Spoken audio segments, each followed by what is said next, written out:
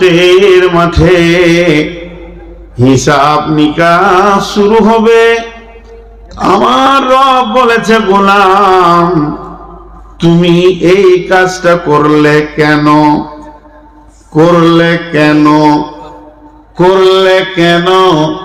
নবীজি বলছেন, গোলাম রে, তোকে আল্লাহ কেন বলেছে রে, তুই তখনই বুঝেলে আমার আর উপায় নাই, আমার ঠিকানা জাহান্নাম।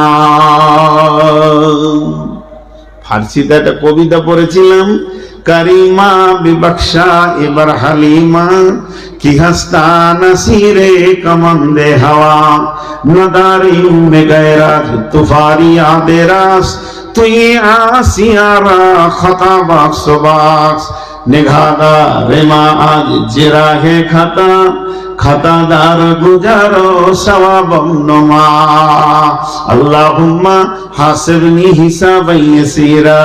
এ আল্লাহ, তুমি কঠিন কিয়ামতের দিনে আমাদের হিসাবকে আসান করে দাও। আর আসান হিসাব কাকে বলা হয়েছে জানেন? আসান হিসাব বলেছেন আল্লাহ রব্বুল আলামিন আপনার দপ্তর খুলবে না, গুনাহ নেকি দেখতে যাবে না।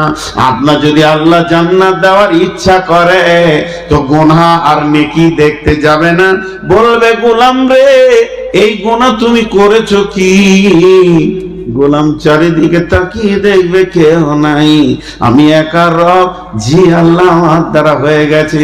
আমার রব বলবে, গোলাম তোর গুনাহগুলোকে পার করে দিয়ে নেকিটা আমি বের করেছি, তোর এই নেকিটার কারণে আমি রব তোকে মাফ করে দিয়েছি।